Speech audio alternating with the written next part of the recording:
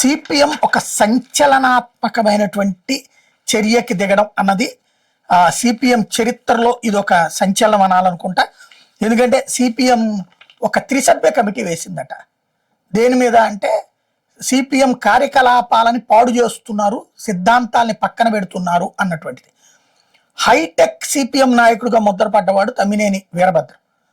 అంతకుముందు సిపిఎం కార్యాలయాలంటే ఒక ప్రభుత్వ కార్యాలయాలాగా ఉంటాయి. ఒక ఆఫీసు, ఒక ఇట్లా కూర్చుని ఉంటే ఈ పక్కన ఒక బల్ల, ఒక కుర్చీ, అక్కడ పార్టీ నాయకుడు కూర్చుని ఉంటారు.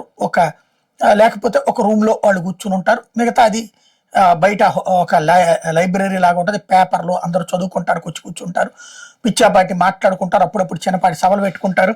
ఇవన్నీ నడుస్తుంటుంది. అట్లాంటి దాన్ని ఒక హైటెక్ బిల్డింగ్ కట్టిన మొట్టమొదటిది తెలుగుదేశం, వైసీపీలు, కాంగ్రెస్ల కంటే ముందు హైటెక్ కార్యాలయాన్ని కట్టినోడు తమ్మినేని వీరభద్రం. బాగా ఆర్థికంగా వెల్ సెటిల్ కావడం. అట్లాగే సిపిఎం కోసం అంటే ఒక ఛానల్ పెట్టిన వాడు 10 టీవీని ఆయనే. అలాగా 99 టీవీ సిపిఐ పెడితే 10 టీవీ తమ్మినేని వీరభద్రం సిపిఎం కోసం పెట్టుకొచ్చారు. అందులో హైటెక్ మోడల్లో నడిపించారు. దాన్ని కూడా ప్రధాన ఛానల్తో పోటీ పడేలాగా, ఉట్టి పార్టీ ఛానల్ లాగా కాకుండా కమర్షియల్ ఛానల్ లాగానే, కమర్షియల్ న్యూస్ ఛానల్ లాగా నడిపించుకొచ్చారు. ఆ తర్వాత అమ్ముకున్నారు అనుకోండి.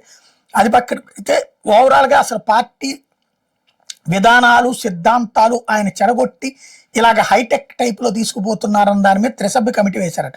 త్రిసభ్య కమిటీ అవును ఆయన తప్పు చేశాడని నిర్ధారించిందంట. ఆయన అసలు పార్టీ సిద్ధాంతాన్ని, విధానాలను పట్టించుకోకుండా పార్టీలో గ్రూపులు క్రియేట్ చేస్తున్నాడని గమనించిందట.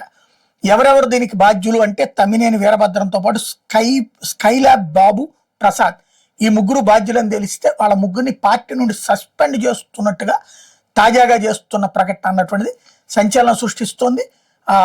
ఇంతకుముందు రాష్ట్ర కార్యదర్శిగా ఉన్నంత వరకు ఆయన ఏం చేయలేదు. పదవి మారిన తర్వాత ఈ చర్యలు జరిగినాయి.